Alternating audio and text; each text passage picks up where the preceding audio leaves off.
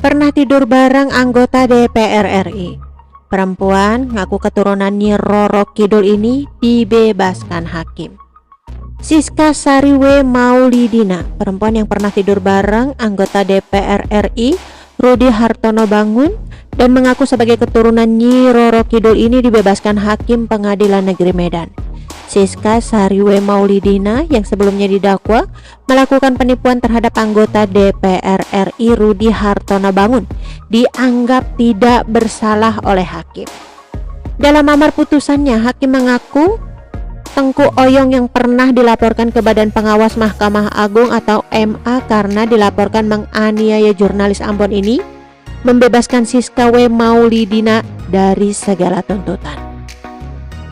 Menyatakan perbuatan Siska Sari telah terbukti sebagaimana dalam dakwaan penuntut umum, akan tetapi perbuatan itu tidak merupakan tindak pidana. Melepaskan terdakwa dari segala tuntutan hukum Onslek Fund, kata Tengku Oyong pada Rabu 17 November 2021. Menurut hakim yang sempat memvonis ringan terdakwa penculikan dan pembunuhan bernama Edi Suwanto Sukandi alias Ko Ahwatango ini, bahwa Siska Sariwe Maulidina dan Rudi Hartono Bangun merupakan pasangan kekasih. Dan selama menjalin hubungan asmara dengan Rudi Hartono Bangun, Siska Sariwe Maulidina disebut hakim tidak ada merangkai kata-kata bohong yang melanggar undang-undang. Dilansir dari medan.tribunnews.com, terdakwa tidak ada melakukan atau menyampaikan rangkaian kata-kata bohong yang dilarang oleh undang-undang, kata hakim yang saat menjabat di Pengadilan Negeri Medan pernah beberapa kali melarang wartawan melakukan peliputan ini. Dikatakan hakim bahwa konstruksi hukum yang dilakukan oleh terdakwa dengan saksi korban Rudi dalam hal pemberian uang dan barang-barang didasarkan hubungan suka sama suka dan tidak bertentangan dengan undang-undang. Tidak mengandung perbuatan yang dilarang atau bertentangan dengan undang-undang, justru perbuatan tersebut diperbolehkan dalam masyarakat, kata hakim.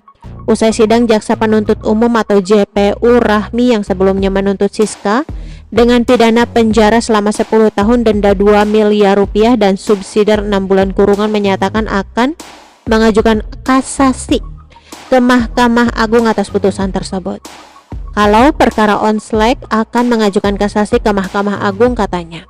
Sementara itu di luar sidang, terdakwa Siska mengatakan sangat mengapresiasi putusan majelis hakim. Siska menilai putusan yang diberikan oleh hakim yang pernah memvonis ringan terdakwa penculikan dan pembunuhan itu sudah mencerminkan keadilan baginya. Siska mengatakan terkait sejumlah transferan yang sebelumnya dijadikan jaksa sebagai alat bukti merupakan bagian hubungan pacaran antara dirinya dan Rudi Hartono. Dalam dakwaan JPU Rahmi Safrina disebutkan, perkara ini bermula saat Siska bercerita kepada Rudi tentang hal goib, yakni bahwa kakek buyutnya menikah dengan Ratu Pantai Selatan. Karena masih ada keturunan Ratu Pantai Selatan yang disebutkannya Uti, Siska mengaku memiliki indera keenam dan dapat melihat hal-hal gaib kepada Rudi.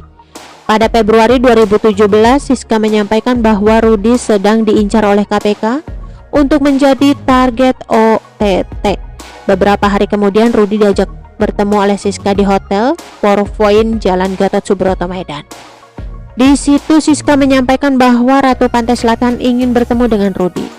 Lalu Rudi masuk ke kamar hotel berdua dengan Siska untuk melakukan ritual. Beberapa hari kemudian, Siska menelpon Rudi dan berkata bahwa jin-jin anak buahnya bisa menyelesaikan permasalahannya tersebut. Tapi syaratnya harus ada bayi merah baru lahir yang jadi tumbal. Namun Rudi bingung kemana harus mencari tumbal tersebut. Selang beberapa hari, Siska mengatakan tumbal bisa diganti dengan ayam hitam yang bisa dibeli di Tanjung Morawa. Siska mengatakan harga ayamnya 7 juta rupiah per ekor sehingga Rudi pun memenuhinya. Dalam urusan ritual itu, Siska meminta sejumlah uang sebanyak sekitar 10 kali. Sampai pada Maret 2018, Rudi selalu diminta Siska untuk mengirimkan sejumlah uang dengan alasan yang sama. Karena kehabisan uang, Rudi menjual 1 unit mobil Toyota Land Cruiser nomor polisi BK 1000G1 warna hitam dengan harga senilai 800 juta rupiah. Selain itu, Rudy juga meminjam uang 1,3 miliar rupiah dengan jaminan BPKB mobil. Uang tersebut kembali dikirim ke rekening milik Siska dan Halim Wijaya. Sekiranya Mei 2018, Rudy mulai merasa ada yang aneh dengan dirinya. Lalu Rudy menemui alim ulama dan bercerita tentang masalahnya. Alim ulama tersebut mengatakan bahwa Rudy sedang dibodohi dan ditipu. Secara baik-baik Rudy meminta mencoba kepada Siska untuk mengembalikan uangnya, namun Siska malah marah dengan alasan bahwa dia telah membantu Rudy. Sekitar Agustus 2019, Siska memblokir telepon Rudy hingga dia melaporkan perbuatan Siska ke pihak yang berwenang. Oke teman-teman, itu sedikit berita dari channel Vlog Berita. Sampai ketemu lagi di berita-berita selengkapnya. Assalamualaikum, bye-bye.